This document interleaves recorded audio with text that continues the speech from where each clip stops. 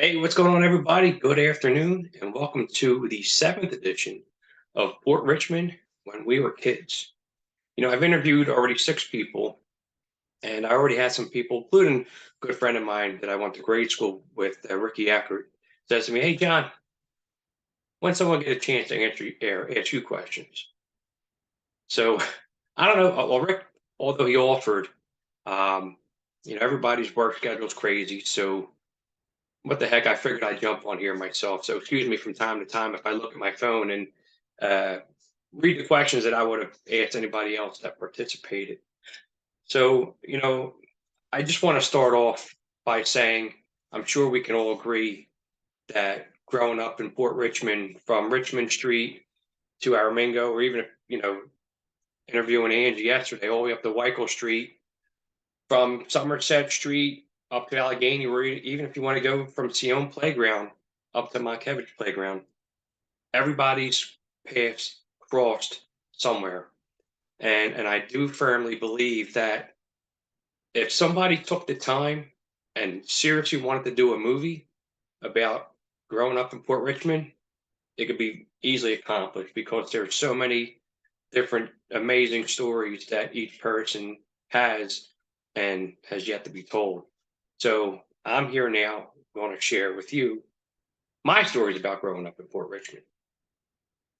So, I was born in 1973, and I grew up on the 2800 block of Salmon Street, where I believe it was an amazing time because everybody that I grew up with we were within an age or a year or two from each other. I had the Briglios, Nikki and Gary and Celino and Jimmy Conway, and I had Robbie Slavin and Tommy McMonagle and Keith McMonagle, Richie Barzik, Mikey Capo, um, Jay and Andrew Trask and their sister Dorothy, and um, you know one person I'm always trying to get on here up towards the Cohocks area. You have Dave Detro and his brother Tommy, and I knew they had another brother and a sister. So excuse me, I don't really know your guys' names, but I know you're out there. Um, Bobby McAllister. I can go on and on. Just look at my background drop here. Joey Conover, Keith McMonagle, who I mentioned, uh, Brian Seeger. Oh, wrong way. Nicky Briglio, right? Um, yeah, I'm sure we can agree. We grew up during some great times. Um, Even the people before us, if you want to go back into the '60s, all the way to the '90s, after my generation graduated high school. Um, so let me put my glasses on and see here. How far can I remember back into my childhood? I can probably say when I started, maybe around 7, 8, 9, and 10, playing soccer with the Philadelphia Nationals at Monkevich Playground. That was our home field. We played a front and a back, and everybody grew up with, either played at Cahock's or Port Richmond AA or Hetzel's, Fishtown. Um, you know, as you started getting closer to your teenage years, I remember some funny times. Um, I guess in the era where we grew up, a lot of people, well, our houses rolled. Some of us had three-story houses, which I grew up in, and two-story houses. And certain time, maybe late '80s, early '90s, a lot of people, because of how old our houses were, started doing some rehabbing. And in our area, a lot of people would throw out old doors. Well, let me tell you, uh, we made the fort of all forts. If anybody can remember, um, myself, my brother Dave, Johnny Vitaccio, Nicky Briglio, Jason May, Tom McMahon, all of us, all the names that I even mentioned before. The parking lot, which is now Tacanelli's parking lot on Thompson and Somerset Street.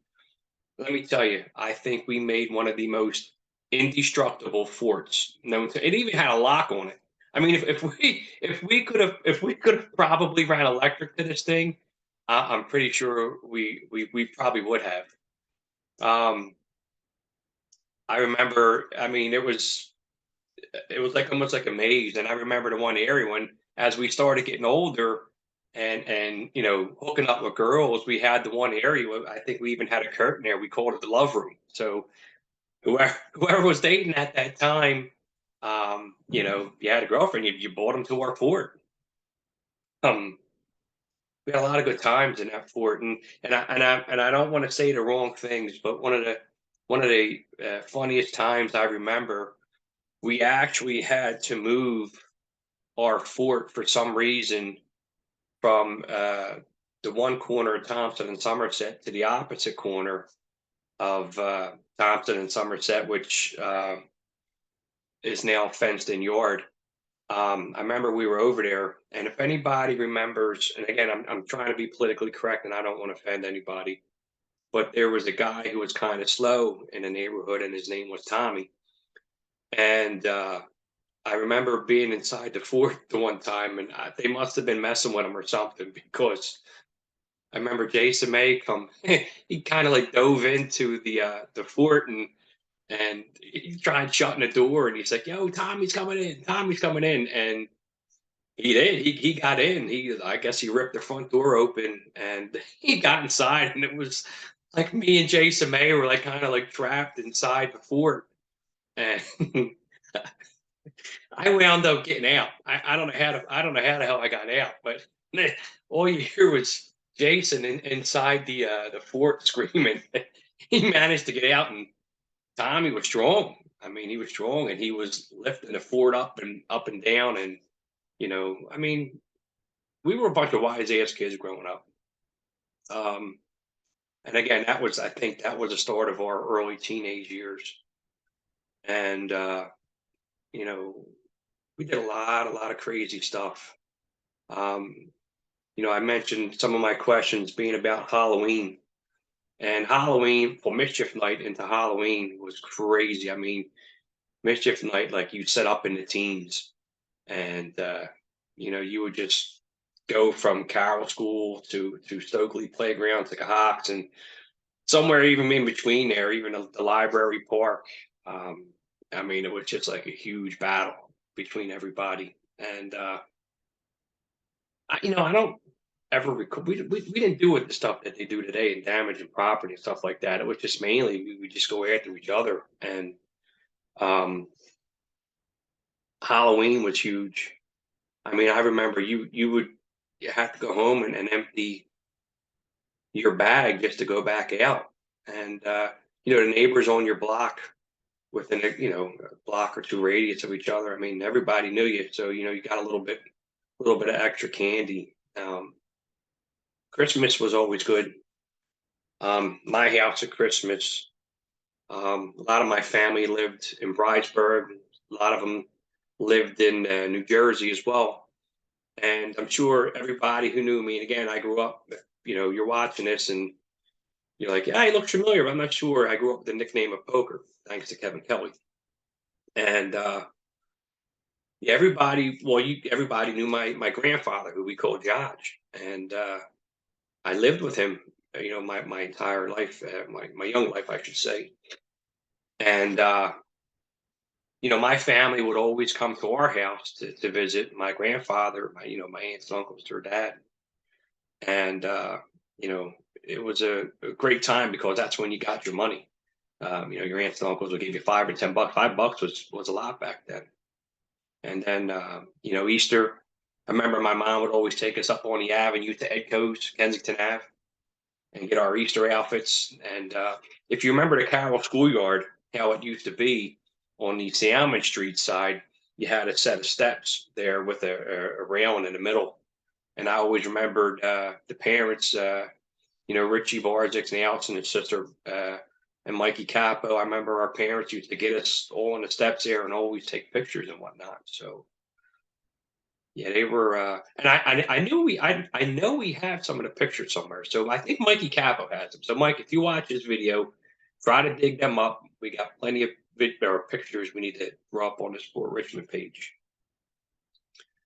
Growing up, I went to St. Albert's school. I was probably the only Polak in the Italian neighborhood. Me and my brother, and every day my mom would drive us up. And this is where I met a lot of my other friends growing up. Again, Ricky Eckert, who I just spoke with about a week ago, um, Gorman Keene, Chris Shank. I don't even know if Chris Shank's alive anymore. I mean, there's just a ton of people. We were like, I think we held the record in St. Albert's for the most times being put on a wall for not listening to the safeties, and uh, it's crazy. But let me see what else we have here. You got to excuse me. I'm asking myself these questions. Okay, so sports. Obviously, everybody knows in our area, Port Richmond, Fishtown, Kensington, we were all soccer players. And again, growing up, I always played for the Philadelphia Nationals as well as everybody else did. And a lot of people, other people played for Cahawks or Fishtown. And somewhere along the line, as we got older, we merged into one. And my one memory we had when we started our first select team was with Stokely. And Nikki Briglio's mom, Bernie, and Aunt Marion were our soccer coaches. And I was a goalie, and then we had Nikki Briglio, we had Joey Mert and Mikey Quinn. I believe Mikey Potter played for us, God rest his soul. Brian Glenn. I mean, we had an amazing team. Don't know how we fared. I don't remember how we fared too well with our Stokely team. But after that, we formed Carroll United, which was coached by Gary Briglio and Paul Stackelback and Georgie Mazzacano. And that team was unbelievable. Pretty much all the same names I've named before. And we went undefeated. And I remember our championship game being against Fishtown at Cahawks Playground in Cahawks' gym. And we wound up beating Fishtown, which again, all those guys our age, I guess Nubsy and them guys and Mikey Pot. I can't remember all the Fishtown guys, but let me tell you what, if there was a soccer game for all the ages, for the people we grew up with, that was it. And we won. We wound up beating Fishtown. I believe the goal, what happened was I wound up making a save. I was the keeper, and I remember hitting Joey Mert down the opposite end of the down the end of the court, and I remember him doing a juggle shot and turning and kicked in the upper corner, and I think that was it. I think we only won like 3-2. It was like by like a 1-goal game or something like that. But absolutely amazing times. Uh, so also, the neighborhood, we played baseball and a lot of us played hockey. Um, with baseball, um, me and Andrew Trask and Jay Trask, Richie Barzik, David Primerano, um, we would always play at Cox Playground, and we'd always play the guys from Memphis and Clearfield. And one day they would win, next day we would win, so forth and so on. And the same with tackle football when it snowed. I mean, it was like the Super Bowl for us. Everybody would meet down at the parking lot at Salmon and Cambria, and they were some some really good times. And playing bouncies. We at one point we had to stop playing because we used to play hardball in the parking lot until we started breaking windows, and that wasn't fun because then everybody would have to get their shit and run. But going into our young teenage years, as everybody started going into high school, the neighborhoods again all came into one, and it was almost like being on tour. You would either wind up at Cahawks, or you'd wind up at Stokely, or you'd wind up at Sion. And um, I mean, them times speak for themselves. I know it, and I know as we get older, I think out of my group of friends, I was the first to have a daughter in high school, and so I had to make a decision. So at the end of my senior year, I went into the Navy. I went in the Navy for a couple of years, and just when I was sick, I was homesick. I ain't gonna lie, and but it's like, you got to do something. you have a daughter, and then when I was in boot camp, I found out that I was having another child on the way. So I really had to step my game up.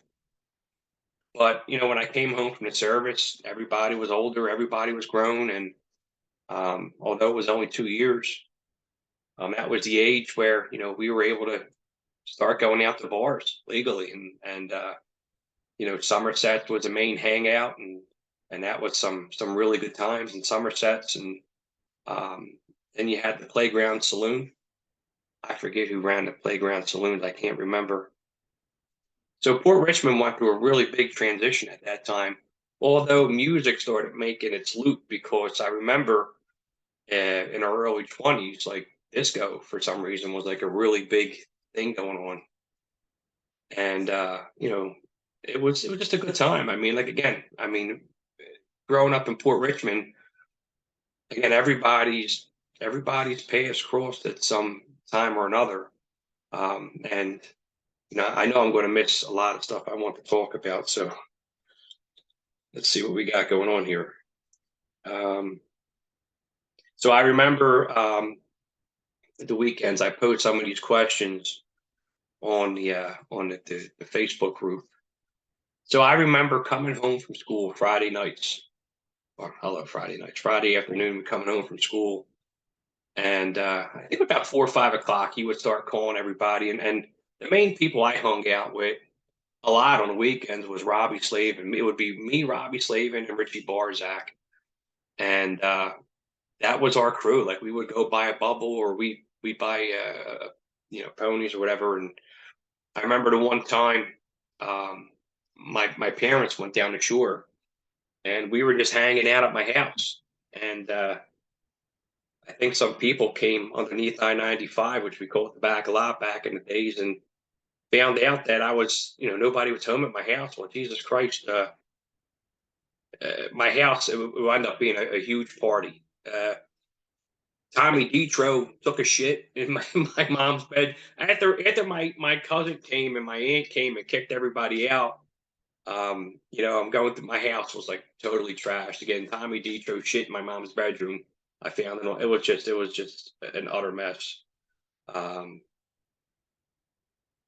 it was crazy. Let's see what else we got going on here. It is really tough trying to interview yourself, by the way. But everyone's figuring that I'm interviewing by everybody. So what about me? Let's see. I think that the difference in today's Port Richmond, again, has probably been spoken even by the six other people that I interviewed. Um, everybody's parents knew you, and if you did something wrong, I'm not saying everyone's parents ratted you out, but if you got caught doing something wrong, you would without a doubt get in trouble by everyone's parents. And with that being said, in today's society, being a parent, if something should happen and you go to confront another parent, or you're ending up in a fist fight. Like, it's today's era is not my child syndrome, and it's crazy time. So you almost have to keep to yourself, and try to as a parent, try to let your kids know, look, don't do something stupid, because you just got to try to correct them yourself. But yeah, I mean, that's pretty much. And again, I know I'm missing a ton of stuff because I'm sitting here talking to myself. But I promised everybody I would do my interview. But I want everybody to keep in mind this one thing. It's not about being cool, or not about these videos being stupid. Again, we all know we've lost a lot of great people growing up, and I believe it's important to keep memories alive, especially my own. I mean, just going on 2 years now, I had a cancer scare. I was diagnosed with stage 3 colon cancer, and you know, thank God I'm here today to tell my stories. And again, I'm sure there's a million other things I could talk about, but I'm trying to make it as short as possible.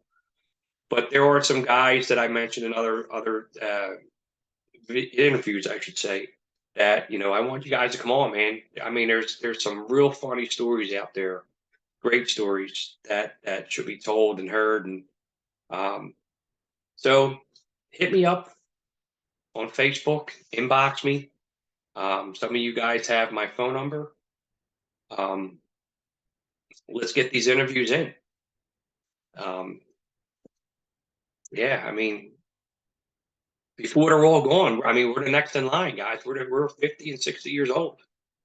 Um, my career is almost over. I'm retiring in a couple years. My wife and I were fortunate enough to have good careers, and we'll be moving out of the country within fall of 2026. So again, I want to thank everybody who's taken the time to watch these. I want to take the time to thank everybody who's been posting pictures on the Port Richmond when we were kids page, sharing memories. Keep it going strong, and don't be afraid, man. Hit me up. These interviews are only about 30 minutes long. I try to keep it that short. I can see I'm coming up to probably my 20-25 minute mark. But yeah, again, I just want to thank everybody for watching these videos and sharing memories with me. And till next time, see you all again.